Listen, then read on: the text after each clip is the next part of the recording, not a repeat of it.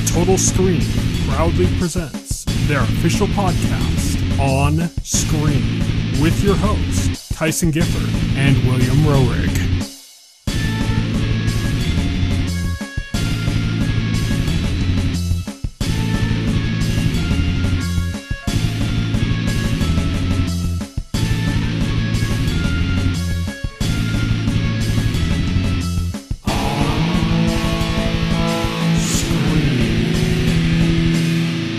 Hello, everybody, and welcome to the On-Screen podcast, the official podcast of thetotalscreen.com. My name is Tyson. My name is Will. And today we're going to be covering a bunch of news, a few games that we've been playing separately from each other, and just a few things to look forward to on the horizon. Woohoo! Let's kick things off with our OnBeat segment.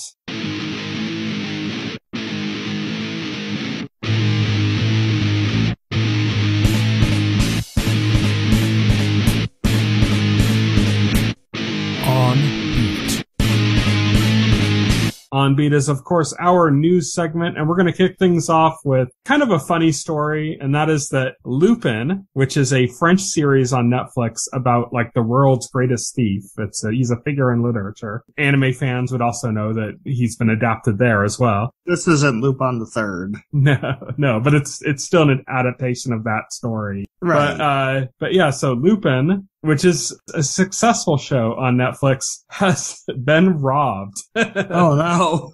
So the show about the world's greatest thief was hit with a daring heist in which around 20 masked people broke onto the set with mortar fireworks. Jesus. And were launching them and then stole $333,000 worth of equipment. Wow, damn. So it's funny because that's a pretty daring heist, too. Yeah. It's funny because it's Lupin and it's about the world's greatest thief and a bunch of people robbed them. But this actually happened to Netflix previously, just recently as well, with their series The Crown, in which around $200,000 worth of props were stolen from its set. So this is like the second attack recently. The news here is that Lupin's going back into production after the heist. So the heist thing is settled. They got new equipment and stuff, but yeah.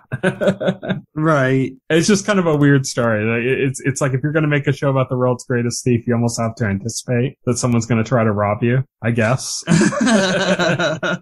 Perhaps. Yeah. Our next story up is that Netflix has released a trailer for Cliff B6, The Battle for Everest, Memories of a Requiem. This is my first time, like, there was Cliff Beast 1 through 5? I don't know. Like, my first time hearing about this.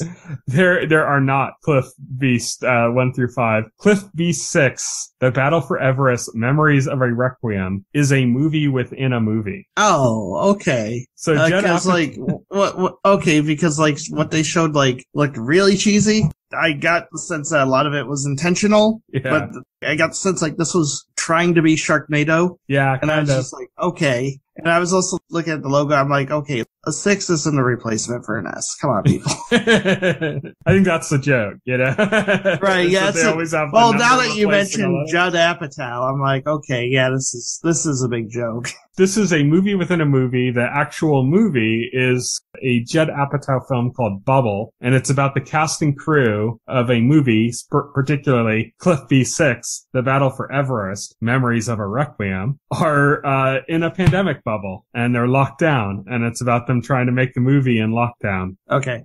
Interesting. I gotta be honest, I'd rather watch Cliff B6. It does have a good cast who will mostly appear in both of those. Hopefully they have enough footage just to release an actual Cliff B6. That would be great. Right. Yeah, that'd be great. But the cast for Bubble includes Karen Gillan, Fred Armisen, Keegan-Michael Key, David Duchovny, and Pedro Pascal. Others. So, yeah, I hope we get actual Cliff B6. That would be great. Yeah, that would be great. In other trailer news, we got a trailer dropped for Bullet Train. This is a new movie starring Brad Pitt from the director of Deadpool 2. Mm-hmm. And I thought it looked fucking great. I did not watch this trailer. I don't know anything about this movie. It's just like high concept action, takes place largely on a bullet train, follows like a hitman or like fixer type character that's supposed to, I guess, get this like briefcase or something, and then finds out there's a bunch of other people on the train also trying to get the briefcase. And so there's just like high octane action on a moving bullet train in Japan, starring Brad Pitt. Nice. Okay. From the director of Deadpool 2. So it's got kind of action and comedy, and yeah, it looks pretty good. I'm kind of excited for it. And then we got a few other notable trailer drops, but not really, they're not like first trailers, so they're not, it's not like too interesting because they're like second trailers for a bunch of projects. Morbius got its final trailer. Yeah, I watched that. I mean, it looks like Morbius. I don't know what to say. It looks okay. It looks like it'd be like a decent movie to just watch on streaming or something. Yeah, it looks just more like more Venomverse. Yeah, pretty much. Yeah, it's more Venomverse stuff, which I watched the first two Venom movies, and I'm just I think I'm kind of done. Now you see they're full steam ahead on the Kraven the Hunter movie. Like a lot of casting news is coming out of that now. Yeah. So that's definitely happening now, which is weird as fuck to be saying like there's a Kraven the Hunter movie, but okay.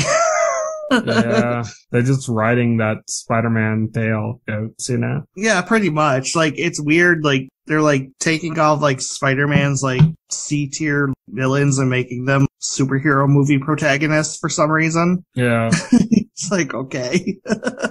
Then they had a trailer, the second trailer for Fantastic Beasts 3, The Secrets of Dumbledore. I didn't watch it. I am beyond caring about this shit. Sorry. I just do not care. Mads Mikkelsen's playing Grindelwald in this one, taking over for Johnny Depp. Yeah, and Mads Mikkelsen's a good actor, so there's that. I was a big Harry Potter fan. There's a lot of reason not to be anymore, but if you were a big Harry Potter fan, it's hard to kind of give up something that you love, so it's like especially I'm so glad there's something. Warner Brothers is so eager to give you more and more of it. Yeah. Because from my understanding is Warner Brothers plans to keep the Fantastic Beasts series going forever as long as they're making money, since unlike Harry Potter, there isn't like a set number of novels where like, oh, this is the end of the story, so they can just keep it going. Well, that's questionable because they set the movies it was originally going to be 3. Then I think during the production of the second movie, they decided it was going to be 5. Yes. And now with the pandemic delaying the movie and with the whole Johnny Depp fiasco and with the second movie not doing as well as they had hoped, there's a lot of people thinking that they might just be ending it with this third one. Probably. I don't know. Like I said, as long as it's successful, for them, they'll keep it going. But yes, it seems like... Yeah, I don't know what's going to end up happening with it, but I'm a Harry Potter fan, so I'm going to watch it, of course. And then the final trailer we got this week was a new trailer, or a full trailer, the first full trailer for The Atom Project. Now that looks interesting. We talked about this before when the first trailer dropped, so I don't think there's much more to say about it, but it looks like a fun movie. We got more plot details. There were a few things that were kind of just vaguely hinted at in the last trailer and are kind of more clearly established here. It is a time travel story, and they're kind of going more into that. It kind of has like a very 80s, early 90s movie kind of vibe to it. Like not in the look and stuff, but like in the kind of story progression and stuff. Mm-hmm. So yeah, I'm excited about that. That comes out fairly soon. That's going to be on the Horizon segment. Our next piece of news is, and this is just kind of funny because it's just an absurd title, but Hulu has a series that's having its series, or it's a limited series. It's like a mini series, and it's having its finale soon, called Pam and Tommy. That's about the Pamela Anderson and Tommy Lee sex tape scandal. It stars Sebastian Stan as Tommy. Seth Rogen's in it and produces it. Well, an interesting thing that was brought up about that is that like Pam and Tommy themselves have no involvement in the show, and they kind of really didn't even want it to happen. Huh. So a lot of people are bringing up, particularly with Pamela Anderson being like a victim in the case of the show. Well, she's got a Netflix documentary coming that just has like, she announced it, and it just has the most like absurd reactionary title I've ever heard. And that's why it's on our news, which is the title of her documentary is called Not a Victim, but a Survivor and Alive to Tell the Real Story. Oh, jeez. That's the actual name of the documentary. Oh, okay. Yeah. So I had to include that in the news just for the absurdity of that. But it's an interesting case. We don't really get into like politics and stuff on the show, whether it be like government politics or like, you know, issues of like, if something is a violation of somebody's will or something in their life story being presented. We're more into the entertainment side of things. But there is some interesting stuff to go into. If anybody listening is interested, you can read up on, you know, what's going on with the whole Pam and Tommy series and Pamela Anderson's kind of not wanting that to happen and stuff. It's worth looking into. There's a lot of debate over where a public figure versus a private story. Right, yeah. Our next piece of news is great news, though. Great news, everybody. And that is that John Good DiMaggio news, everybody. has officially signed on to the Futurama revival. Hooray! Yes. Yeah, like this is fantastic. Like a lot of people were really worried about this revival because without John DiMaggio, like it just isn't Futurama. Like I know that's crazy. Like that's not to take away from any of the other cast. I would probably say the same thing if, you know, Katie Seagal wasn't involved or if Billy West wasn't involved. Yeah. You know, the voice actor behind Professor Farnsworth. You know, like that's also Billy West. Oh, okay, it's the same actor. Billy West does most of the voices on the show, I think. Oh, actually. okay, okay. Well, yeah. So like, if they weren't involved, I would say the same thing. It's just because that's the identity of the show. And so if John DiMaggio didn't sign on, like you have two options. Then you either recast Bender, which will be weird because Bender would naturally sound different, even if it's the weird, voice actor, but it's common in cartoons, like going way common. Back. Yeah, it's common, but like you'd have an actor like trying to mimic, you know, like John DiMaggio's like voice and like his style, and like for something like Futurama that's like had so many episodes, so many seasons, you're so used to, and since Bender is like a main character, you're so used to the way he sounds. Like he also has a very iconic voice. So. Yeah, that would just have zero chance of not pulling you out of the experience. But your other option is, okay, let's cut Bender entirely, which again is not acceptable to me. That's like one of the key players of Futurama. Like, and it wouldn't just be Bender. John DiMaggio does like 6 voices on the show. He also does Scruffy and some others. Right. But like, if you cut Bender completely, that would just be weird.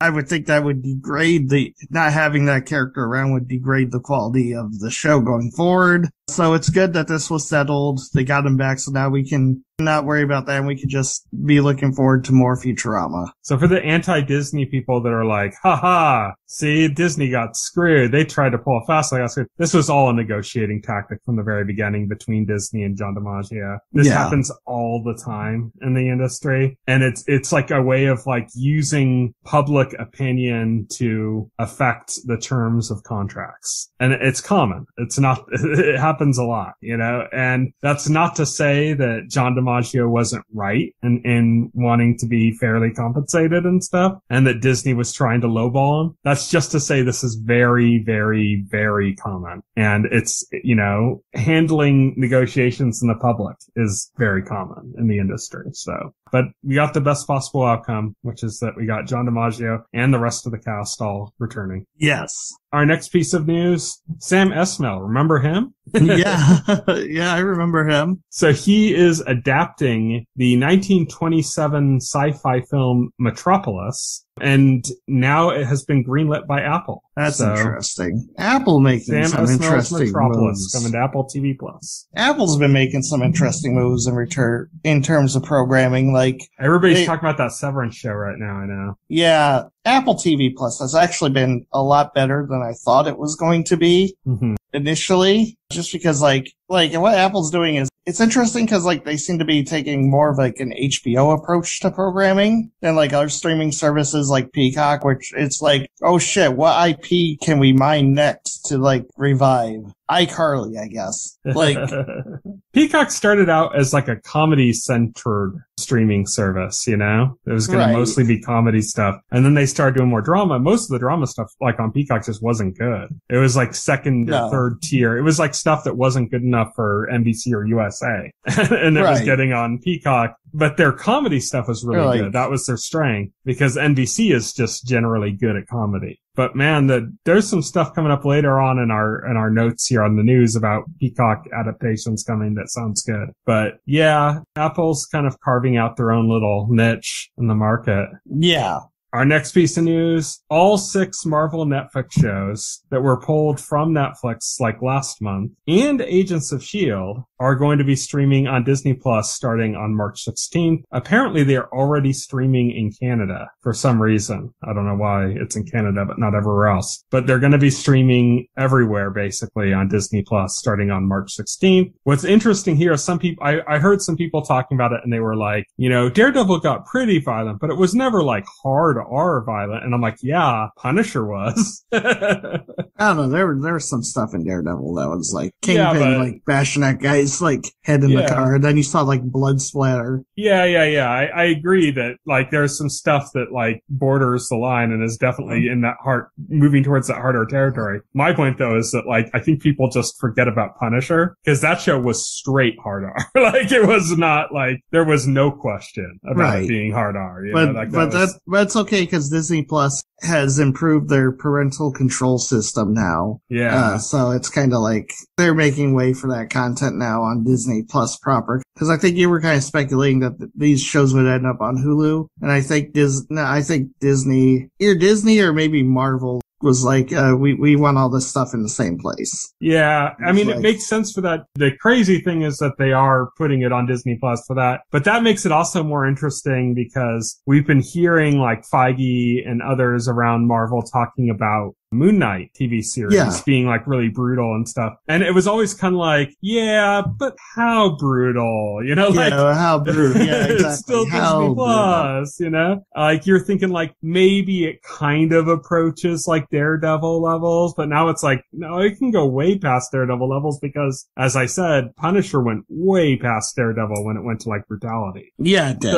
So like if they're going to have Punisher on it, that's I think the real benchmark there as far as like brutality on Disney Plus. It isn't Daredevil, it's Punisher. That's the one to pay attention to see if maybe there's some censorship when it comes to Disney Plus or not, you know? We don't really know details about that. We'll have to see. But it'd be interesting to see if there is or isn't. You know, if there isn't, then that's even crazier than I would have ever anticipated. But yeah, they're doing this, getting out everything ready. And it's interesting that this all times around when Moon Knight's getting ready to come out too. So it's like mature Disney Plus coming all at once, you know? Yes. Our next piece of news, we mentioned that there's going to be a Justified spin-off series called Justified City Primeval. But did you know that they're currently negotiating with Quentin Tarantino to direct some of the episodes of that series? That would be insane. Yeah. Like, I'm already super hyped for the show, but that would be insane. So beyond just Quentin Tarantino being like a huge name, he's worked with Timothy Olyphant recently with Once Upon a Time in Hollywood, but he's also previously adapted Elmore Leonard, who is the, you know, author of the Justified series. Yeah. He did Jackie Brown, which was an adaptation of Rum Punch, which was an Elmore Leonard book. So he's already kind of invested into the author. So it makes it kind of interesting in that sense. He's got a connection to the main star and he's invested in the author of the series. Mm-hmm. Yeah, definitely. Yeah, that would be amazing to see that. This is shaping up to be a really freaking awesome series. I can't wait for it. Yep. Our next piece of news, our next 2 pieces of news, I guess, are in relation to what I just mentioned about, you know, Peacock stuff. This first one I'm really excited about, and that is that Sarah Gamble, who is the showrunner, most people know her as the showrunner of You, but Will and I, we know her as the showrunner of The Magicians. Yes. She is making a series for Peacock called... Strangely, like a show like people don't really talk about, which is too bad, because like I thought Magicians was a great show, but a lot of people don't talk about that show. But she's making a show for Peacock called, I think it's pronounced Weetsy Bat. I have no idea what that is. So here's why this is interesting. The series is about an optimistic woman who discovers real magic in 1980s Los Angeles. Mm-hmm. So, magic, Sarah Gamble. Yeah. I'm kind of excited. This is the Magician's prequel. No, it's not. This is not related to magicians. But hey, 1980s nostalgia, Los Angeles, that's near where I live. And Sarah Gamble doing a show about magic. Wow, it sounds like this was tailor-made for you. Yeah, I'm excited. This sounds really interesting. Doesn't mean it's going to be good. It could be abysmal for all I know. But I'm really excited for it based on the premise. Another big series coming to Peacock, Twisted Metal, is being adapted from the video game franchise, with Anthony Mackie both producing and starring as John Doe, a milkman who competes in the Violent Race series. You excited for Twisted Metal? I've never played the games. No, not really. I mean, I like the concept of like a violent street race TV series, you know? I guess. I was like, oh, okay, like, what could they really do with that? You know, like... I think it's going to move pretty quickly. Like it doesn't look like, I think when people think about like a Twisted Metal adaptation, they expect that they're going to like draw it out and try to make character drama and stuff from it. And that's going to be ridiculous. But that doesn't seem to be what they're going for, because the series format's going to be half-hour episodes and it's being described as an action comedy. So it looks like they're leaning more into the absurdity of it than they are into like character dynamics or things, you know? Which I think is more fitting for a series like that. My issue is that since David Jaffe did Twisted Metal, it looks like Anthony Mackie's never going to be able to leave the room because he's never going to fire up. Damn. Got him. Our next piece of news I'm titling Acquisition in 4. Nintendo buys SRD aboard. Yep. Yeah, Nintendo acquires SRD. Microsoft and Sony are shook. Yes. Nintendo just purchased a studio that has lived in their offices since the 80s. So Microsoft and Sony are doomed. This company has literally worked with Nintendo for over 40 years. They did the NES. They had a hand in like most of the major like Nintendo games. Like they did the main programming for like all of Nintendo's big NES games, like Donkey Super Mario Kong. Brothers. Because Nintendo, when they were developing the NES, they didn't have any in-house programmers who like who knew anything about navigating the CPU they chose for the Famicom. So SRD were like hired on, you know, to be like, okay, the programmers. And I think Satoru Iwata and HAL also did some programming work for Nintendo back then too. Mm-hmm. SOD's done work on basically every Zelda game. Like you said, they pretty much did it for like every NES game, but they've been involved in like every Zelda game, even the modern ones. And most recently, they've worked on Animal Crossing New Horizons and Ring Fit Adventure. What our conclusion here is, as you said, your move, Sony, your move, Microsoft. Right, yeah. I think the conclusion is like, people say like, yeah, this is kind of odd that they would do this now after the company has worked exclusively with them and even like has their office inside Nintendo's building. They bought the free milk cow. Yeah, they bought the free milk cow. But I think what this says to me is I think Nintendo's looking at the atmosphere, and I think Nintendo is just better securing their resources, you know, making sure that they got that like clamped down. It is just kind of funny though, because you see Microsoft buys fucking Activision, Sony buys Bungie, Nintendo buys fucking Next Level and SRD companies or maybe like worked with them. Or maybe Furukawa was like looking at like the reports and stuff and was like, wait, we don't own that? Wait, why the hell don't we own that? Like, let's fix that. Yeah. It's just pretty funny. Next is we're gonna find out that they acquired the Pokemon company. Yeah.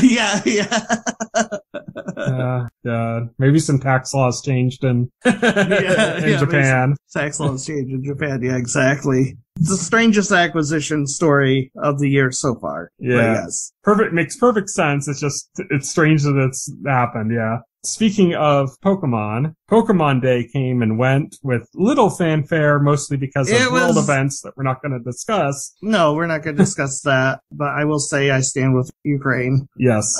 And so So yeah, they had a Pokemon Presents on Pokemon Day. Not surprising. They usually do that. Mm-hmm. And we knew we were getting news. My predictions going in were like, a bunch of like stuff for mobile games nobody cares about, and which happened, by the way. Full DLC expansion, or maybe 2 full DLC expansions for Pokemon Legends Arceus. I thought that was pretty reasonable. I thought there was also kind of happened.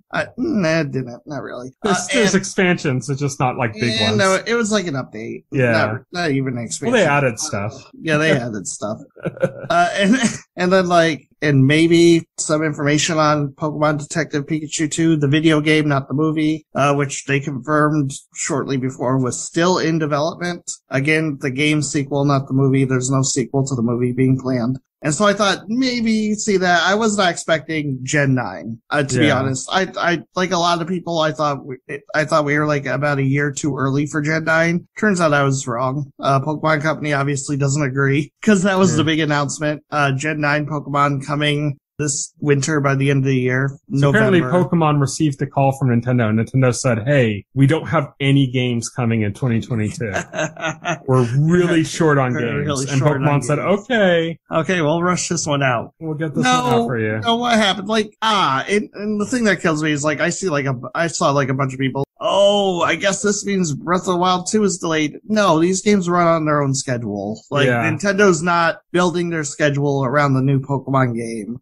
Game Freak and the Pokemon Company aren't building their schedule out around what Nintendo is putting out. They kind of do these things independently. Nintendo is not worried about Pokemon cannibalizing sales of Zelda, and the same thing with the Game Freak and Pokemon Company are not worried about Zelda cannibalizing Pokemon sales. It's unlikely they'll release in the same month anyway. Mm-hmm. I mean, it's still unlikely that Breath of the Wild 2 is going to launch this year, but that has nothing to do with Pokemon. Right, it's not going to be because of Pokemon. People gotta realize Nintendo, because Pokemon, like, if people have noticed, Pokemon is a yearly franchise at this point. Like, there's a new one. Including their remakes and stuff, yeah, definitely. Yeah, there's a new game every year. If Nintendo was going to start planning their releases of in-house games around Pokemon games, they would never release like a winter game. It would just never happen. It would just all be Pokemon like all time, and obviously they don't operate that way. Personally, like, it's a little bit off topic, but I think if Breath of the Wild does make this year, I'm thinking December. I'm thinking it'll just squeak by. It'll just get in at the end of at last month. I don't want to believe this, but I think it's next year, but I'm hoping it comes this year. December is like, Nintendo does like to release games in December, unless, the only way they don't is when those games have to be delayed. It's usually a game scheduled for December that does end up getting delayed into the next year, though.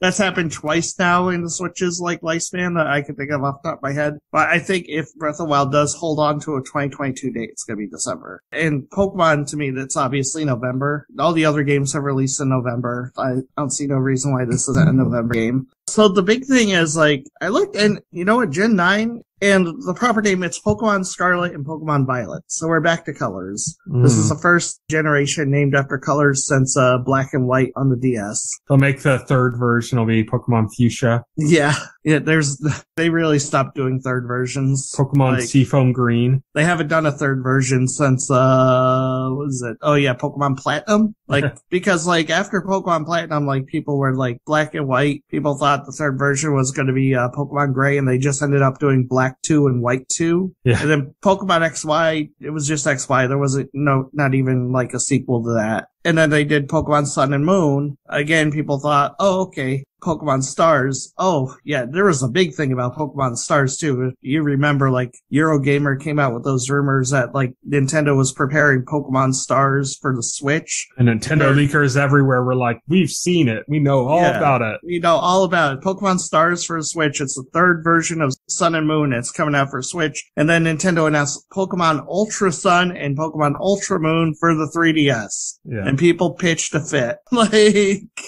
leakers were like, wait a minute, why didn't my leak come true that I totally saw that game? And even though it doesn't exist. Yeah. Nintendo is lying to you, fans. They didn't want my leak to be true, so they canceled an entire game. And then with Pokemon Sword and Shield here, instead of doing like a third version or even a Sword and Shield 2, they did the DLC expansion packs with the two big wild areas, open world areas. That you Pokemon Shin Guard. Yeah.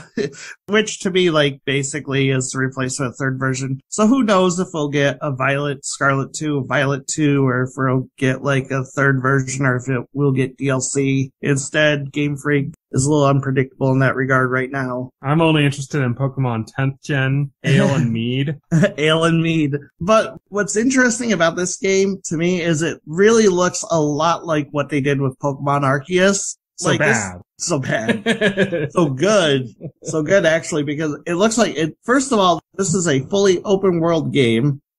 According to the official website, it says the Pokemon series takes a new evolutionary step, allowing you to explore freely in a richly expressed open world. Now, this would be the first truly open world Pokemon game. Pokemon Sword and Shield had open world areas they called wild areas, but the rest of the game was pretty linear, route-based like the older games. And Legends also has like open world areas, but they're like separated into zones. There's like about 5 or so zones that are like self-contained open worlds, but you can't travel between one zone to the other with that. You have to go into a menu and select the zone. And so that's not truly open world, but this is like supposedly, according to Nintendo or the Pokemon company, this is going to be a fully open world where you can just go from town to town all over the map unrestricted, which is going to be interesting. And also, like Pokemon Legends Arceus, it seems that all the Pokemon are traveling on the open world out in the open for you to see and hopefully capture and battle just like in Arceus. So it looks like there's one. It turns out Pokemon Arceus is the third game.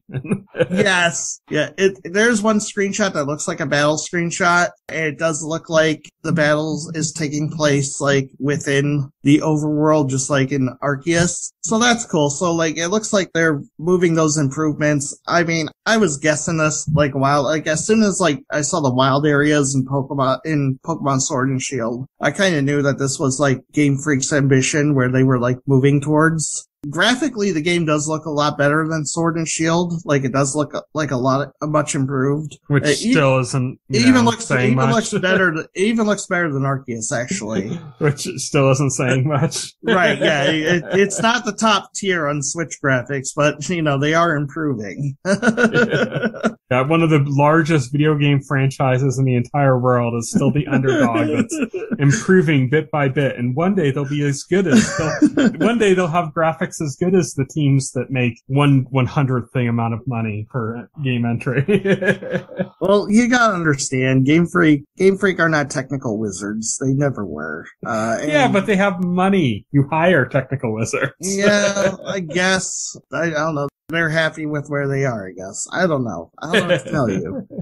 And as long as the gameplay remains fun, that's all I care about. Yeah. And so, yeah, I'm pretty excited. I like the starter Pokemon. Star Pokemon look cute. There's like a pepper crocodile who's like the fire type. There's this duck with like a hat, and there's like a grass cat. It looks neat. I'm looking forward to learning more about it. Probably definitely be grabbing that this fall. And again, this is another game, and like the Switch is like absolutely packed 2022. It's like, holy cow, like I don't think Nintendo fans are used to having this many games in one year. Yeah. Yeah. That's it for our news segment though. We're moving on now to On Tap. What we've been watching. What we've been playing. What's on tap? On Tap is where we discuss stuff that we've been watching or playing, but not in full spoilers. We just kind of go over like brief impressions. We're going to kick things off with a game that Will's been playing. So Will, describe Elden Ring in one or less words. Amazing. This game is absolutely incredible. It's mind-blowing just how good it is. This might be my game of the year, barring like... Still early, man. Still early. Still early, but Jesus, it's that good. You haven't played Pokemon Scarlet and Violet yet. Yeah, I highly doubt that's going to be better than this. I'm sorry. Like, I like Pokemon good enough, but yeah, no. No, this is great. This is a game where a lot of people do comparisons to Breath of the Wild. I think those comparisons are valid. I think this has a lot of the same qualities that make that game great. One of the things is the fact that you just go out as you're like exploring the world. Like there's so much to discover. There's so much to see. There's always something new and exciting or just crazy, like around every corner. You could just be running a map. Bosses just fly in out of nowhere, and it's crazy. It's an incredible experience. There's so much to do in this game. There's so much to see. I've put in like 30 hours, and I don't even think I've scratched the surface. Like, this is going to be a game I'm going to be spending a long time with. Next week, Will's going to tell us how he finished the game 20 minutes later. Yeah.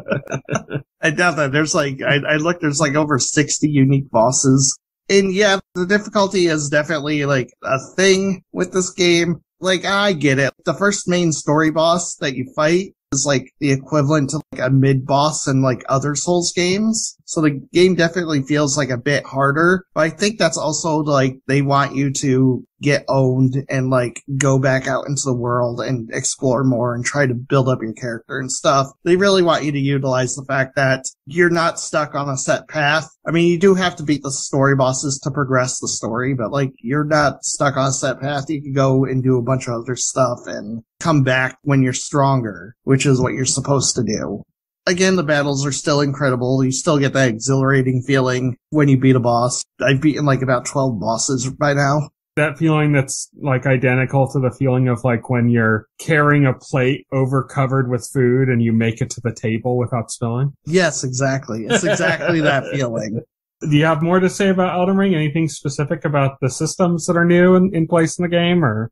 The systems all feel good.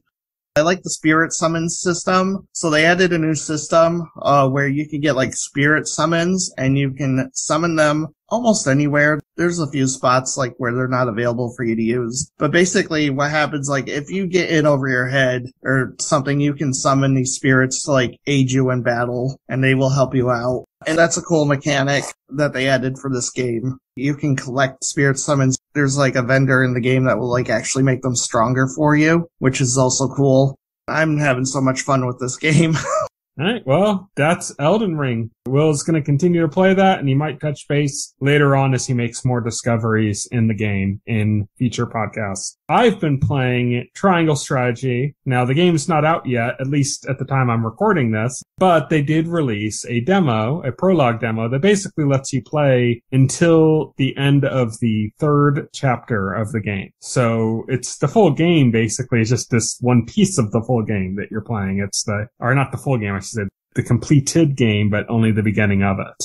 It's weird the way I'm wording that. Anyways, Triangle Strategy is a very fun strategy game in the vein of like a Final Fantasy Tactics. It's got the HD 2D style that was popularized with Octopath Traveler and is now coming to numerous games, including Live Alive, one of the Dragon Quest remakes that's coming out. I was not taken by this game when the first demo came out. I just thought it was kind of hard, but like in a way that was not fun, where like the enemies were just way over leveled from where you were and there was no way to really level up. And it wasn't like about, using better tactics. It was just about like, oh, rotten luck, you're dead kind of thing. And so I was not happy with the first demo. Like, it's not like it was like, oh, I have to be really careful here. It's like, oh, no matter what I do, I'm fucked. Right. Kind of thing. Like there was no like real strategy to overcome that. They just made it too hard. But that was the first demo. The second demo is just, like I said, it's just the beginning of the game, the first 3 chapters. And so it kind of eases you more in, gets you time to kind of learn the systems. It allows you to access some of the systems in the game that aren't available in the first demo, that are like actual systems from the game, that allow you to kind of customize your experience more and kind of adjust things as you see fit, including like being able to do it's kind of like a crafting mechanic that allows you to upgrade your weapon. And by upgrading your weapon, you can upgrade specific things like, increasing your health or increasing your defense or increasing your attack power. But then there's also like some weird specific things, like one of the characters is like a fire mage, and one of the things you can upgrade is that you can increase her fire abilities when it's sunny outside, but not when it's not. Like, so there's like more specific things. That's interesting. Within your upgrade path as well. And every time you upgrade, the cost for your next upgrade goes up. So you have to kind of choose like, what's important to you. And so you can that's where you get to kind of like tailoring your character's development. Like, am I going to be worried more about getting my attack power up so I can finish off enemies quicker? Or am I more worried about the hits that can take me out? And do I need to raise my health first? And that's in addition to just traditional RPG style leveling and,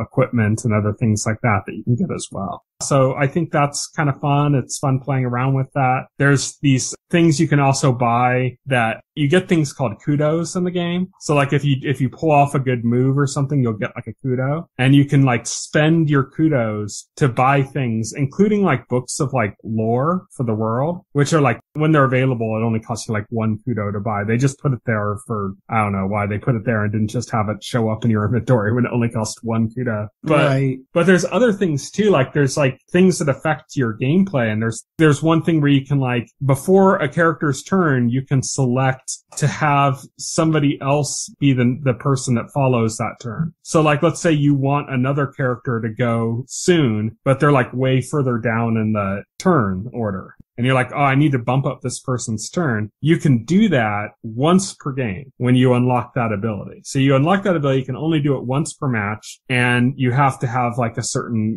value of, there's like a certain point that you have, point total that you have to use in order to do that move. But it becomes useful because like, if say there's a character that's like a tank and he has a move that makes him like become the target for some enemies. So if you want to like quickly get him out so that everybody kind of focuses on him so you can move your characters more freely, but he's not showing up in the turn order till way later, which means that as the enemies take turns, you're worried about your other characters getting killed off. Well, if you use this, then you can get him out quicker, and then you can kind of maneuver your other characters around while everybody's attacking your tank. Mm-hmm. So there's kind of like cool things like that in there. And then also apparently there's some other things you can get that like you can buy like a Medal of Honor with kudos, and then you can use the Medal of Honor to like upgrade basically. So you can go like, oh, your person's like a spy, and then you can upgrade them to like an assassin and get additional attacks and additional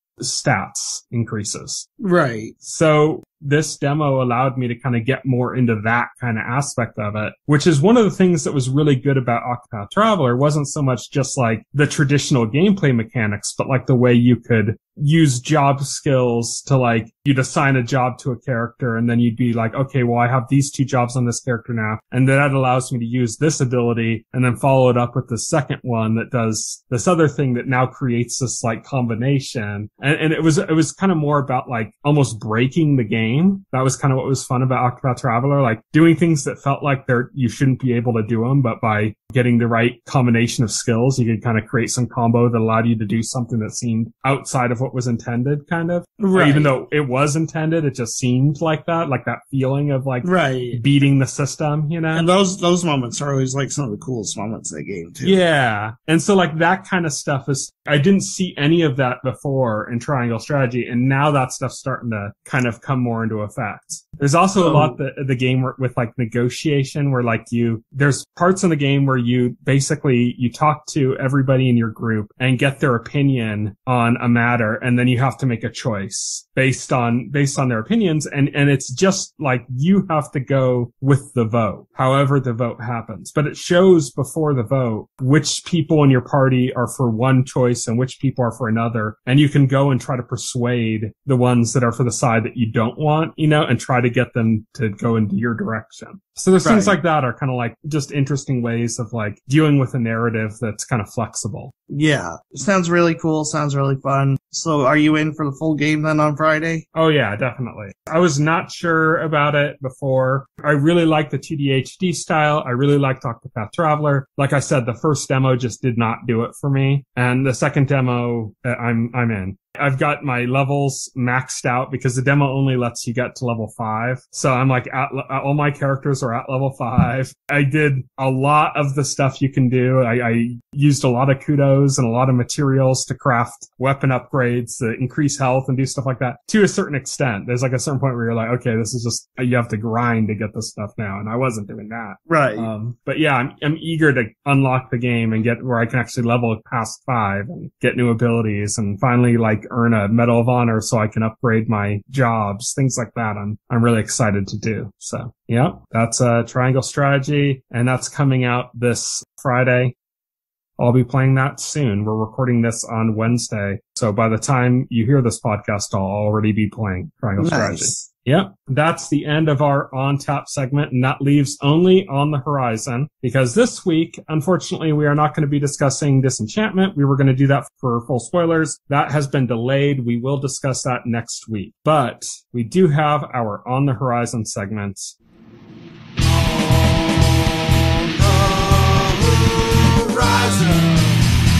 On the Horizon. On the Horizon is the segment where we talk about stuff that's coming up in the next couple of weeks. I almost cut this segment, but there were two things that I thought were kind of like big enough to keep the segment around. Okay, yeah. What are those things? So first up is the Adam Project we already mentioned when we talked about the trailer. Yes. That is coming on Friday, March 11th on Netflix. That looks really fun. Definitely down for some Ryan Reynolds time travel science fiction shenanigans. Yep. And then your favorite TV series. Well, this was not my favorite TV series. No, this is another one of the ones that there was a stretch when we were doing the Weekly Set podcast where we covered like, I think 4 shows where we covered like the whole season each week, and like you hated all of them. I was such a downer. I didn't hate this show. Like, hate is a strong word. I thought it could have been better. I thought it was okay for what it was, but yeah. The show we're talking about is Upload, which is returning on Amazon Prime also on Friday, March 11th. So yeah, I actually really liked it, so I'm looking forward to it coming back. Yeah, you enjoyed it. I didn't enjoy it quite as much. I just thought like a lot of like the comedy like they went for didn't like land. And ironically, show was like, when we had that stretch where you just weren't liking any of the new shows, 2 of them were from Greg Daniels. Yes. Upload was one. The other one was Space Force, which that just came out like last week. The new season for Space Force. I tried to really like Space Force. I did. I thought, man, again, it's another thing with Space Force is where like it just wasn't as funny as it could be. Does it point to Mike Schur maybe being the real talent? I think so. Between him and Greg Daniels. I mean, Mike Schur made The Good Place, and that's a freaking masterpiece. So I don't know, maybe. Yeah. So yeah, that's On the Horizon. That's what's coming up. The Adam Project, the movie on Netflix, and Upload on Amazon Prime, both coming on Friday, March 11th. And that leaves, as we mentioned, next week, we are going to be discussing Disenchantment Part 4. That's Season 2, Part 2, with the way they split these seasons now. They should just call it Season 4. I don't know why they released the second part a year later and call it Part 2 of the same season. I don't know what's the point of that, but... Yeah, I don't get that either. We will be discussing Disenchantment Part 4 next week, so stay tuned for that. Until then, you can follow me on Twitter. I'm at Tyson Gifford. You can follow Will. He is at Voxel Hero. You can check out our website, thetotalscreen.com. You can look us up on Pocket Cast or Apple Podcast or wherever you can find podcasts. You can look us up by looking up OnScreen or The Total Screen. You should be able to find us. If you don't, contact us and let us know, and we'll try to fix that. Thank you, everybody, for listening. Good night. Good night. Thank you for listening to the OnScreen podcast, the official podcast of The Total Screen. Visit our website at thetotalscreen.com. This podcast can be found on any major podcast client, including Pocket Cast and Apple Podcast. The entire backlog of this podcast and other content can be found on our YouTube channel.